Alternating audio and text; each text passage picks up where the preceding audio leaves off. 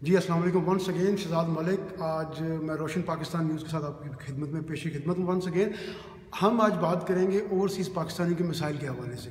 इस वक्त मेरे साथ मैनचेस्टर की बड़ी मशहूर और मरूफ शख्सियत जो हैं वो शायर भी हैं और वो कारोबारी शख्सियत भी हैं। इन्होंने एक ऐसी तंजीम को ज्वाइन किया जिसका हालिया दिनों में कोई पुलिस इन्वेस्टिगेशन भी कर रही है। कोई मामला ऐसा चल रहा है जिसके बारे में अभी तक हम कंफर्म नहीं है। हम लोग पुलिस की रिपोर्ट का इंतज़ार करते हैं। तो मेरे साथ डॉक्टर यूनुस अमीन साहब हैं। मैं इनसे पूछूंगा, डॉक्टर साहब ये बताइएगा कि आपने इस तंजीम को ज्वाइन किया था, आप इल्म अदब के इसके प्रेसिडेंट थे मैनचेस्टर के, तो ऐसी क्या वजह बनी कि आपने ये तंजीम छोड़ी? जी मैं पहले थोड़ा सा अपना इंट्रोडक्शन करा दूं कि मैं एक लिटरेरी बंदा हूं। मैंने 13 किताबें लिखी हैं। मैं शायर हूं, राइटर हूं, इस्लामी किताबें लिखी हैं और मैं PhD लॉ हूं, डॉक्टर हूं मैं। तो एक सीरियस पर्सन हूं ना, मुझे ज़रूरत नहीं है किसी स्कैंडल्स में आने की। तो कुछ स्कैंडल्स बन गए थे इनके, तो मैं उनमें नहीं आना चाहता था, इसलिए मैंने उसको छोड़ दिया तंजीम को। आप जो कितना अर्सा रहे तंजीम से?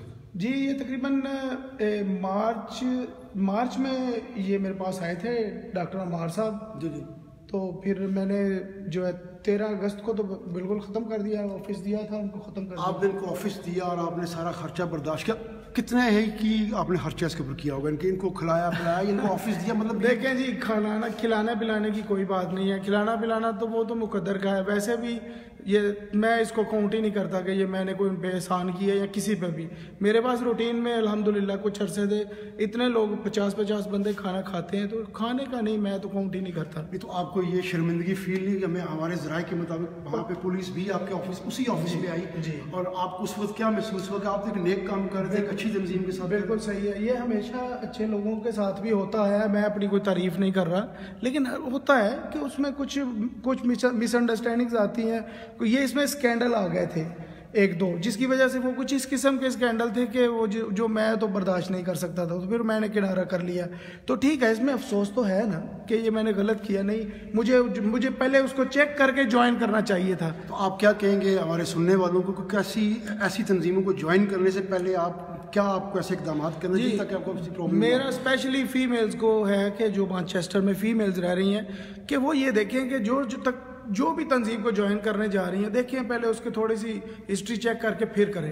बहरहाल मैं किसी के खिलाफ कोई बयान नहीं दे रहा, लेकिन मैं ये कह रहा हूँ कि हमारी कम्युनिटी जो मैनचेस्टर में रह रही है, इनको अपने मुल्क की इज्जत पहले रखनी है। अगर हम अपने मुल्क की इज्जत ही नहीं प्रॉपर कर सकते, वो कैसे चलेगा निज़ाम? फॉर एग्जांपल अभी देखें, मैंने खुद अभी तंजीम अपनी बनाई है पाक ब्रिटिश आर्ट्स के नाम से। ये प्योर अदबी तंजीम है जिसमें शायर हजरात होंगे, जिसमें हम मुशायरे करवाएंगे, जिसमें हम लिटरेरी प्रोग्राम कराएंगे। कुछ पाकिस्तान का माहौल बनाना चाहते हैं, उर्दू सिखाएंगे जो ब्रिटिश बॉर्न बच्चे, इस तरह का काम मैं करना चाहता हूँ। मैं पहले भी यही करना चाहता था। मैं पहले दिन जिस दिन इन्होंने मुझे नोटिफिकेशन दिया आपने करना, मेरा यही प्लान था। मैंने पहले दिन अनाउंस किया था कि भाई मैं उर्दू पढ़ानी है बच्चों को, जिनको उर्दू नहीं आती, जिनको इंग्लिश नहीं आती उनको इंग्लिश सिखाएंगे। लेकिन शायरी के प्रोग्राम, मैं शायर हूँ बेसिकली, मैं लिखता हूँ। 13 किताबें आ गई मेरी, 17 बुक्स अभी पाइपलाइन में पड़ी हैं, 30 किताबें लिखी है मैंने। और अभी माशाल्लाह इन्होंने बुलाया है, किसी वजह से बुलाया है ना। आज मुझे मेहमान खुसूसी बनाया इधर। अभी मैं लाहौर से मेहमान खुसूसी बन के अभी आया हूँ, अब्बास ताबई साहब के साथ हुआ। जी। अभी इस वक्त हमारे साथ एक सीनियर जर्नलिस्ट बाबर मलिक साहब मौजूद हैं। हम उनसे ये पूछेंगे कि ओवरसीज़ पाकिस्तानी के ये मसाइल हैं, इन मसाइल को हल करवाने में गवर्नमेंट को क्या किरदार अदा करना जी? मैनचेस्टर में कौंसल खाना जो है, उनके जो कौंसलर जनरल साहब हैं, उनको इसमें क्या रोल अदा करना जी? बाबर साहब क्या कहेंगे आपसे? देखिए, पहली बात तो ये है कि मुझे बैकग्राउंड का पता नहीं है कि ये क्या मामला हुआ है और ये क्या सूरत हाल हुई, और जिसके बारे में आप इन्वेस्टिगेशन भी कर रहे हैं और टॉक भी कर रहे हैं। लेकिन ओवरऑल मैं ये बताता चाहता हूँ कि पाकिस्तानी जहाँ भी जिस भी कंट्री में है, वो पाकिस्तान की शनाख्त है, पहचान है। खुदारा ऐसा कोई इकदाम ना करें जिससे पाकिस्तान का नाम जो है वो बदनाम हो और दियार गैर में हमारे दीगर पाकिस्तानी भाई जो रोज़गार के लिए गए हुए हैं, बिज़नेस के लिए गए हुए हैं, एक पाकिस्तानी की वजह से उनको मुश्किलात का सामना करना पड़े। आप क्या समझते हैं कि ऐसी तंजीमों का सदेबाब होना चाहिए जो सादा लोग ख़वातीन को, मतलब उनको इस राह पे लेके आते हैं जिनके कोई मसले मसाइल? क्या कहेंगे? دیکھیں شہزاد، آپ اوورسیز پاکستانی کی بات کرتے ہیں، چھان بین ہونی چاہیے. ہماری اپنی کمیونٹی، ہماری جرنلسٹوں کی کمیونٹی میں کالی بھیڑیں موجود ہیں، نہ صرف پاکستان میں بلکہ یو کے میں بھی بیٹھے ہوئے ہیں، اور امریکہ میں بھی اور مڈل ایسٹ میں بھی.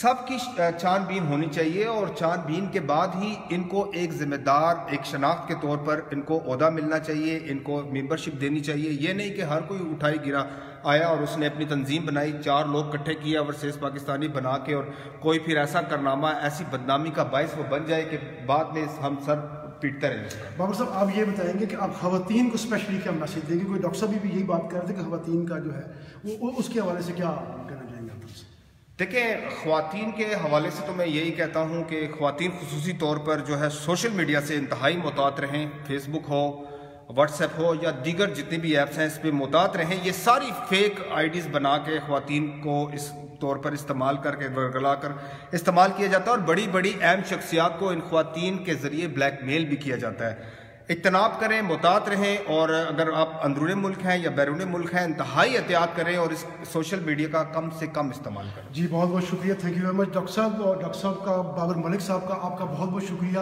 میں کسی اور پروگرام کے ساتھ، کسی اور رپورٹ کے ساتھ آپ کی خدمت میں پیش حاضر ہوں گا دوبارہ. اب تک کے لیے اجازت دیجیے. شہزاد ملک، روشن پاکستان نیوز، اسلام آباد.